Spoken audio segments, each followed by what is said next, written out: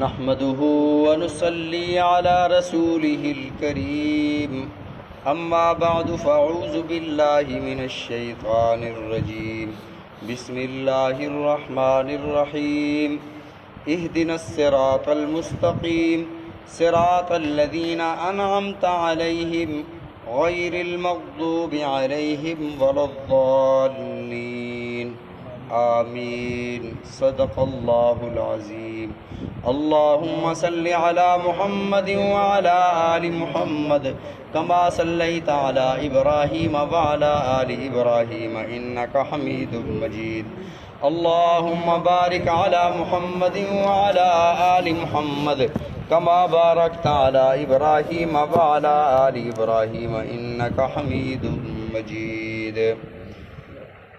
سابقہ آیات میں اللہ رب العزت کی حمد و ثنا، اللہ کی رحمت، اللہ کا مالک ہونا، پھر اللہ کی عبادت اور استعانت کا اقرار، پھر اللہ سے ہدایت مانگی، اور ہدایت مانگنے کے بعد جن پر اللہ نے انعام فرمایا ان کا راستہ مانگا۔ آج کی آیت میں غیر المغضوب علیہم ولا الضالین، اللہ ان کے راستے پر نہ چلانا جن پر تیرا غضب ہوا، جن سے تو ناراض ہوا، ولا الضالین، اور نہ ان کے راستے پر چلانا جو گمراہ تھے، جو گمراہ ہو گئے ان کے راستے پر بھی نہ چلانا۔ امام قتیبہ رحمۃ اللہ علیہ نے ایک کتاب لکھی الشعر والشعراء، اس میں ایک روایت درج ہے، وہ فرماتے ہیں کہ رسول اللہ صلی اللہ علیہ وسلم کے مبارک دور میں صحابہ کی ایک جماعت قبیلہ بنو طے گئی، طے قبیلہ، اور یہ قبیلہ حضرت اسماعیل علیہ السلام کے دور سے آباد تھا۔ بدقسمتی سے یہ قبیلہ عیسائی ہو گیا، اور صحابہ کی ایک جماعت گئی بنو طے میں، وہاں لڑائی ہوئی، اور لڑائی کے نتیجے میں لوگ گرفتار ہوئے، تو ایک بڑھیا بھی ساتھ گرفتار ہو کے آ گئی۔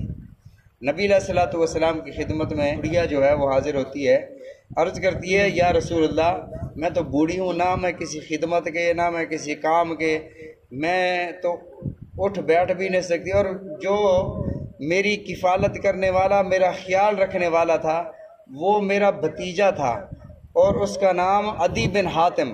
اس قبیلے میں ایک شخص رہتا تھا، اس کا نام تھا حاتم طائی، جو مشہور ہے سخاوت کے حوالے سے، بہت بڑا سخی تھا۔ اور انہی کے بارے میں امام قتیبہ رحمۃ اللہ علیہ لکھتے ہیں کہ حاتم طائی نے 19 بار اپنی ساری کی ساری دولت غریبوں میں تقسیم کر دی، یعنی اس قدر وہ سخی تھا، لیکن تھے عیسائی۔ اب یہ بڑھیا کہتی ہے، نبی علیہ الصلوۃ والسلام کو عرض کرتی ہے کہ مجھے رہا فرمایا جائے، تو اللہ کے نبی صلی اللہ علیہ وسلم نے ارشاد فرمایا جا، تو آزاد ہے، تو واپس جا سکتی ہے۔ حضرت علی رضی اللہ تعالیٰ عنہ پاس کھڑے تھے، چپکے سے حضرت علی رضی اللہ تعالیٰ عنہ فرمایا بڑھیا سے کہ اما جی نبی علیہ الصلوۃ والسلام سے سواری بھی مانگ لو، واپس کیسے جاؤ گی؟ تو اس نے نبی علیہ الصلوۃ والسلام سے سواری بھی مانگی، یا رسول اللہ مجھے سواری بھی عنایت فرمائیں، میں واپس کیسے جاؤں گی؟ تو اللہ کے نبی صلی اللہ علیہ وسلم نے انہیں سواری عطا فرمائی۔ سواری اس دور میں اونٹ ہوا کرتے تھے۔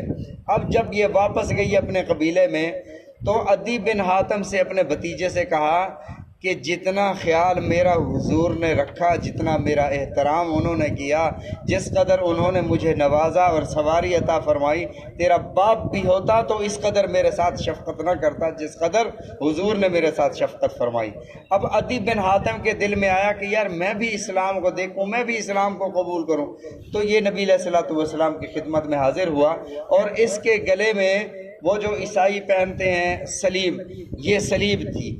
اللہ کے نبی صلی اللہ علیہ وسلم نے جیسے ہی دیکھے فرمایا القی عنک الوصل، یہ کیا بت اپنے گلے میں لٹکایا ہوئے، اسے اتار پھینکو، کہ اب بھی وقت نہیں آیا کہ تو اللہ کی ہدایت کو قبول کرے؟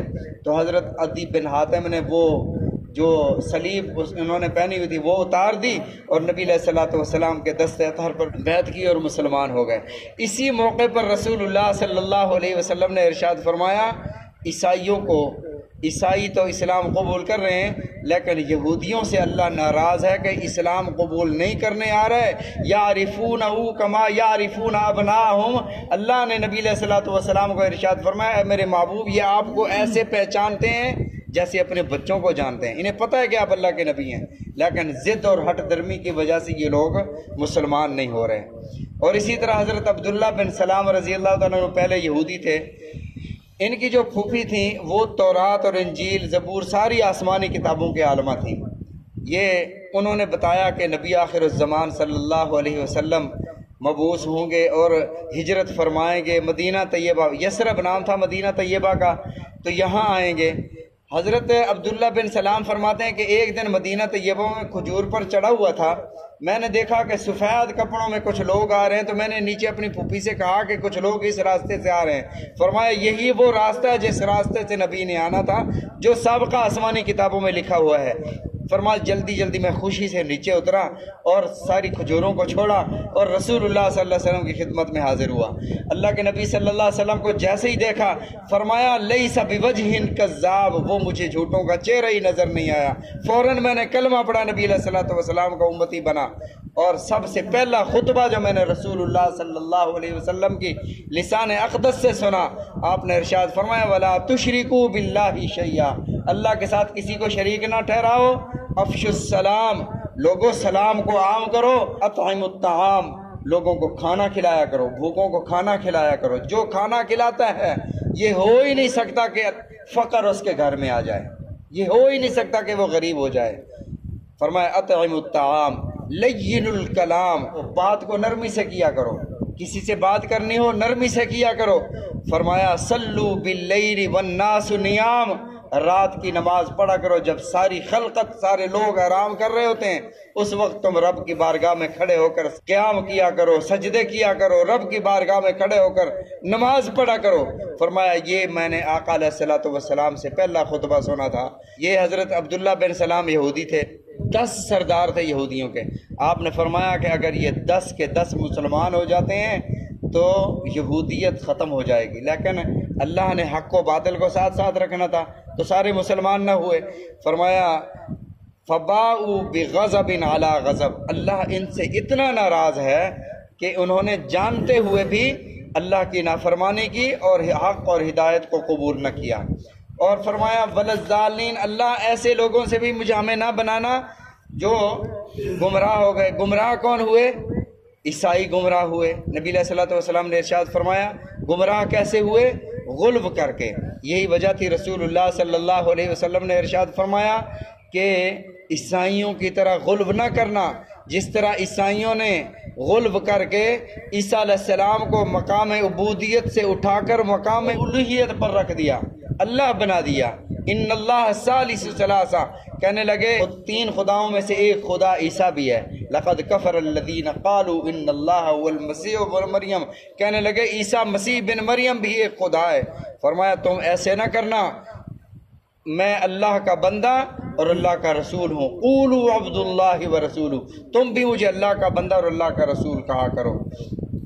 تو نبی علیہ الصلوۃ والسلام نے ارشاد فرمایا یہودیوں پر اللہ کا غضب ہوا، نصارہ گمراہ ہوئے۔ ایک گمراہ اس وجہ سے ہوئے کہ انہوں نے دین سمجھتے ہوئے چھوڑ دیا، لا تشتروا بآیاتی ثمنا قلیلا، پیسے لے کر دین کو بیچا انہوں نے۔ فرمایا کہ اور نصارہ اس لیے گمراہ ہوئے کہ انہوں نے محبت میں حضرت عیسیٰ علیہ السلام کو ان کے درجے سے بڑھا کر اللہ کے مرتبے پر فائز کیا، تو فرمایا یہ گمراہ ہوئے۔ اور نبی علیہ الصلوۃ والسلام نے ارشاد فرمایا اللہ فرماتے ہیں نماز جو ہے یہ میرے اور میرے بندے کے درمیان تقسیم کر دی گئی ہے۔ جب میرا بندہ کہتا ہے الحمدللہ رب العالمین، اللہ جواب دیتے ہیں حمدنی عبدی، میرے بندے نے میری تعریف کی۔ جب یہ کہتا ہے الرحمن الرحیم تو اللہ فرماتے ہیں اثنا عبدی، میرے بندے نے میری ثنا کی۔ اور جب بندہ کہتا ہے مالک یوم الدین، اللہ فرماتے ہیں مجدنی عبدی، میرے بندے نے میری بزرگی اور بڑائی بیان کی۔ جب بندہ کہتا ہے ایاک نعبد و ایاک نستعین، اللہ فرماتے ہیں ھذا بینی و بین عبدی، یہ میرے اور میرے بندے کے درمیان ہے۔ جب بندے نے میری عبادت کا اقرار کیا اب میں اس کی استعانت کروں گا۔ فرمایا جب بندہ کہتا ہے اہدنا الصراط المستقیم صراط الذین انعمت علیہم غیر المغضوب علیہم ولا الضالین، تو اللہ فرماتے ہیں یہ خالص میرے بندے کے لیے ہے، جو اس نے مانگا میں نے اسے عطا کر دیا۔ آخر میں ہوتا ہے आमीन। आमीन को कुरान पाक में लिखा नहीं जाता फातिहा के बाद, क्योंकि ये कुरान का हिस्सा नहीं है, ये हदीस पाक में आता है, इसलिए आमीन लिखा नहीं जाता। आमीन का मतलब क्या है? अल्लाह ऊपर जो कुछ मैंने तेरी तारीफ़ की, जो मैंने इकरार किया, जो मैंने तो इससे दुआ की, उसे ऐसे ही फरमा, उसे अपनी बारगाह आलिया में शर्फ़ क़बूलियत अता फरमा। आमीन। एक शख्स था, रात की इशा की नमाज जमात से ना पढ़ सका, दिल में आया कि मैं जमात से नमाज नहीं पढ़ सका, जो फ़र्ज़ है वो 27 बार पढ़ लेता हूँ, तो जमात से पढ़ी हुई नमाज 27 दर्जे ज़्यादा सवाब रखती है, तो 27 दफ़ा मैं नमाज जब पढ़ लूँगा तो उस मर्तबे तक पहुँच जाऊँगा। 27 दफ़ा फ़र्ज़ उन्होंने इशा की नमाज के पढ़े। रात को सोए तो ख्वाब में किसी ने कहा 27 दफ़ा तो आपने फ़राइज़ पढ़ लिए और बज़ाहिर तो मैंने सवाब हासिल कर लिया, लेकिन वो आमीन कहाँ से लाओगे? जो आमीन फरिश्तों के आमीन से मिल जाए तो अल्लाह रब्बुल इज़्ज़त उसके सारे गुनाहों को माफ़ फरमा देते हैं। आमीन की इतनी बड़ी फजीलत है, लेकिन इसको आहिस्ता कहना चाहिए, ये ज़ोर से कहना चाहिए।